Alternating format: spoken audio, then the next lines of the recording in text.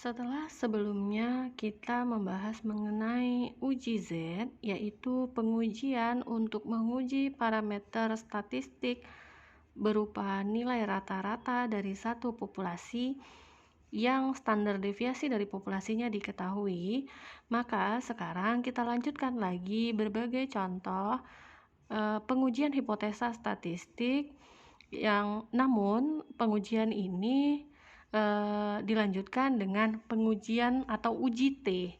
Kenapa uji T?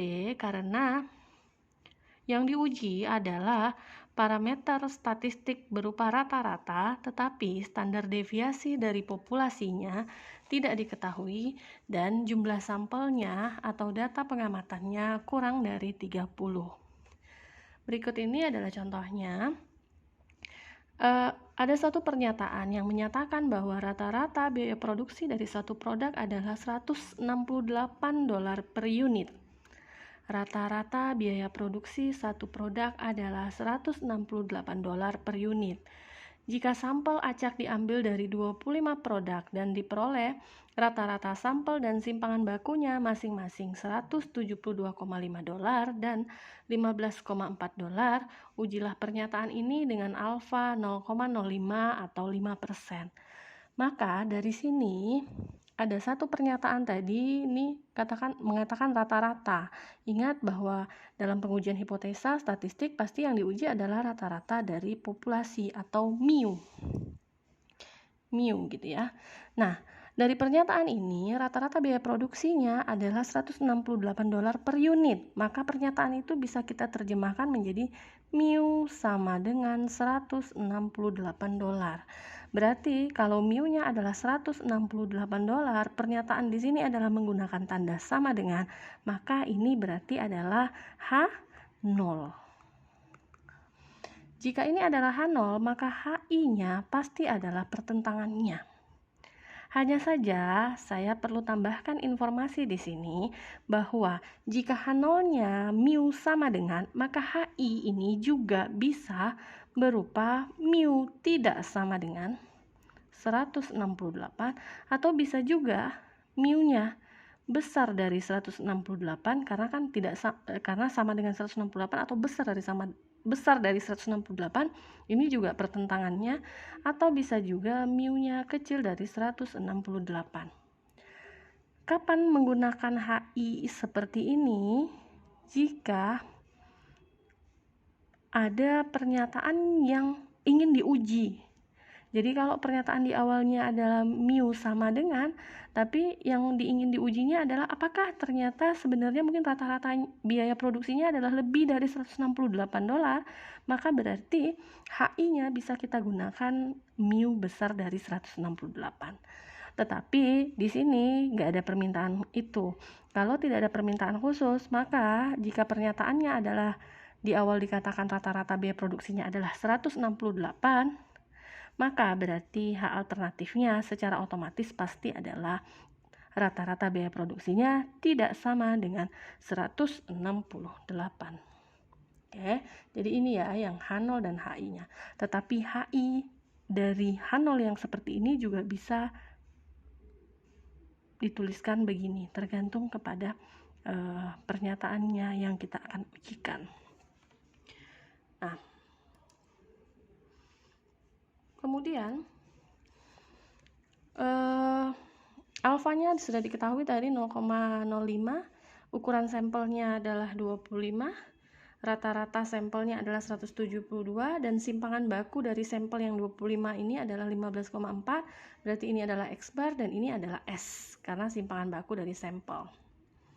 Maka teknik statistik apa yang tepat? Karena ini adalah pengujian rata-rata, ya, di mana jumlah sampelnya kecil dari 30 dan standar deviasi yang diketahui di sini atau simpangan baku yang diketahui di sini itu adalah simpangan baku dari sampel. Berarti simpangan baku dari populasinya tidak diketahui.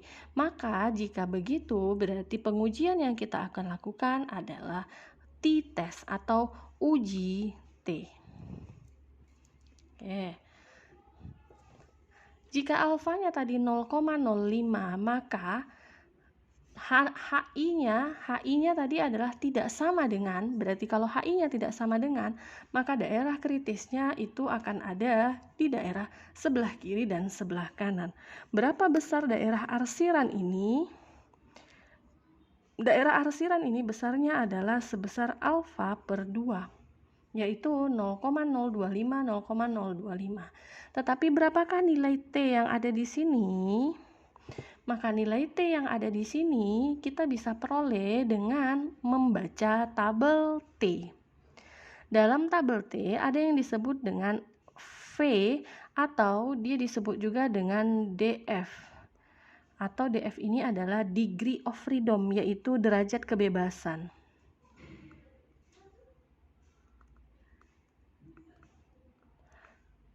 Derajat kebebasan ini biasanya ditentukan dengan N kurang 1. N ini adalah jumlah pengamatannya atau jumlah sampelnya dikurangin dengan 1. Berarti kalau tadi jumlah sampelnya adalah 25, maka DF-nya, degree of freedom-nya adalah 24. Kita lihat pada tabel T. Tabel T-nya ini dia. Tadi tabel T-nya itu adalah uji dua arah. Ya, uji dua arah. Kenapa uji dua arah? Karena ada di daerah kiri dan di daerah kanan. Berapa tadi alfanya? Alfanya adalah 5%. Ya. Alfanya adalah 5%. Atau kalau kita mengamatinya dari sisi kiri dan sisi kanan, maka berarti ujinya sebenarnya adalah uji satu arah. Kenapa? Karena besarannya adalah sebesar 0,025 alfanya. Nih, ini sama ya. Nah, berapa tadi DF-nya? DF-nya adalah 24, yaitu N kurangin 1. Nih, maka nilai T-nya itu adalah plus minus 2,064. Daerah sebelah kiri itu nilainya minus 2,064, daerah sebelah kanan adalah plus 2,064. Kita kembali lagi lihat penjelasan di sini. Nah, ini dia. Ini nilainya 2,064, daerah yang sebelah kiri ini nilainya minus 2,064. Ya, ini ya. Nilai yang ada di sini, garis di sini nih, ini nilainya. Nah,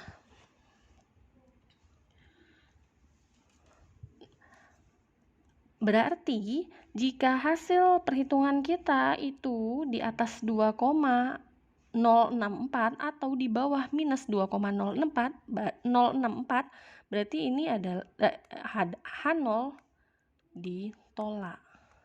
Kita lihat bagaimana T hitung kita, nilai hitung kita.